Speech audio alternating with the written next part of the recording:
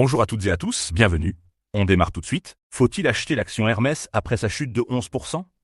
L'action Hermès vient de perdre 11% en une seule séance, sa plus forte baisse journalière depuis plus de 10 ans. La meilleure maison du luxe mondial serait-elle en train de vaciller? Opportunité historique? Ou piège? Hermès est spécialisé dans la conception, la fabrication et la commercialisation de produits de luxe. Le déclencheur. Les opérateurs ont sanctionné l'atonie des ventes en Asie-Pacifique hors Japon, qui ne progresse que de 2,5% au deuxième trimestre. L'effet devise défavorable a amputé le chiffre d'affaires de 360 millions d'euros sur le semestre. Cette vidéo ne vous montre pas que les atouts de la maison parisienne. Elle détaille aussi les risques, et c'est précisément ce qui peut vous éviter une erreur coûteuse. Restez jusqu'au bout. Ce que fait vraiment Hermès International. Hermès a été fondé en 1837 à Paris.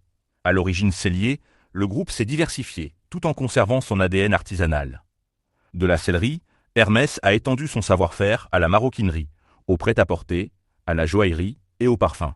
Concrètement, le groupe fabrique et vend des sacs, bagages, foulards, vêtements, montres, parfums et objets de décoration. À fin 2025, Hermès exploite un réseau de 294 magasins dans le monde. Ces sacs emblématiques, notamment les modèles Kelly et Birkin, incarnent l'ultraluxe et cultivent la rareté. Chaque pièce est fabriquée à la main par un artisan unique, ce qui crée des listes d'attente et protège la valeur de la marque. Hermès fait preuve de résilience grâce à sa clientèle fortunée et à son modèle exclusif basé sur la rareté. Où l'entreprise gagne son argent. La maroquinerie-sellerie représente 44,2% du chiffre d'affaires, suivi par les vêtements, chaussures et accessoires à 28,3%.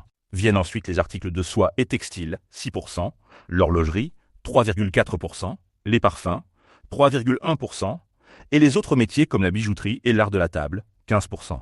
Géographiquement, l'Asie-Pacifique domine avec 41,9% des ventes, devant les Amériques, 19,2%, l'Europe hors France, 14,8%, la France, 9,8%, le Japon, 9,9%, et le Moyen-Orient, 4,4%. Cette forte dépendance à l'Asie, plus de 40% du chiffre d'affaires, constitue le risque majeur. La Chine est le premier marché, et celui avec la plus forte croissance. Le cours de bourse est donc fortement corrélé aux anticipations sur ce pays. Ses forces et ses opportunités. Le résultat opérationnel courant atteint 3,4 milliards d'euros au premier semestre 2026, soit une marge de 41% des ventes. La maroquinerie-sellerie, pilier historique représentant 50% des ventes, a progressé de 10%.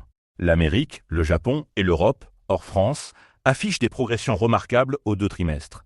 La trésorerie nette retraitée s'élève à 12,9 milliards d'euros à fin juin 2026. Autrement dit, Hermès n'a pas de dette. Le groupe est créancier net. Les investissements opérationnels renforcés de 2,4 milliards d'euros sur 3 ans, dont 67% en France, illustrent la confiance dans le modèle.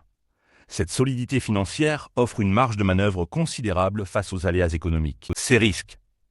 L'Asie-Pacifique hors Japon n'affiche qu'une hausse modérée de 2,5% au deuxième trimestre, dans un contexte où la consommation chinoise reste fragile. Axel Dumas observe une stabilisation en Chine, mais écarte toute reprise des achats locaux à ce stade. L'impact devise défavorable a représenté plus de 360 millions d'euros sur le semestre. Hermès se traite à 38 fois les bénéfices attendus en 2026, le PER le plus élevé de son industrie. Cette valorisation exige une exécution commerciale sans faille. Le Moyen-Orient, pénalisé par les tensions géopolitiques, reste la seule région en recul. Enfin, toute décélération supplémentaire en Asie pourrait provoquer de nouvelles corrections sur le titre. Qui la dirige et qui la détient?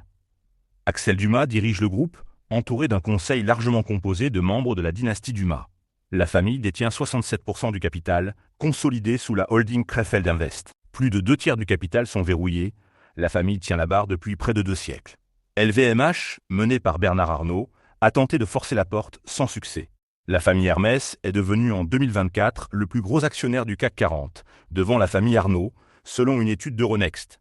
Ce contrôle familial garantit une vision de long terme, mais limite aussi la pression actionnariale court-termiste. Cet actionnariat familial garantit une gestion patrimoniale prudente et ambitieuse. Les chiffres. Chiffre d'affaires, bénéfices, dettes. Le chiffre d'affaires consolidé au premier semestre 2026 s'élève à 8,2 milliards d'euros, en croissance de 6% à taux constant et de 2% à taux courant.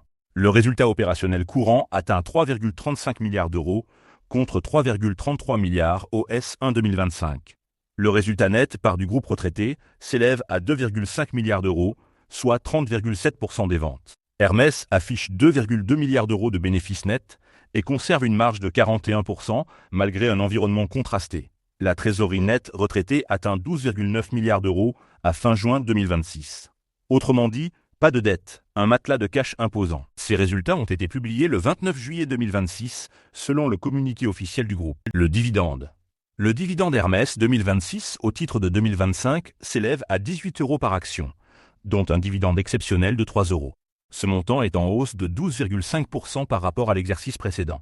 Le rendement du dividende ressort à environ 1,1%. Le payout ratio est de 37%, un niveau sain. Avec un payout ratio inférieur à 40%, Hermès conserve une marge de sécurité confortable pour investir ou augmenter le dividende. La croissance annuelle moyenne du dividende sur 5 ans atteint 43%, un rythme spectaculaire lié à l'envolée des résultats. Le rendement reste modeste pour les chasseurs de revenus, mais la soutenabilité est excellente. L'action est éligible au PEA. Oui, la valorisation. Le PER, estimé 2026 selon le consensus des analystes, ressort à environ 35.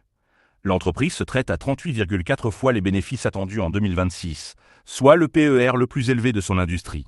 Cette prime reflète la qualité exceptionnelle de la maison, mais laisse peu de marge d'erreur. Sur un an, le titre est en baisse de 35%.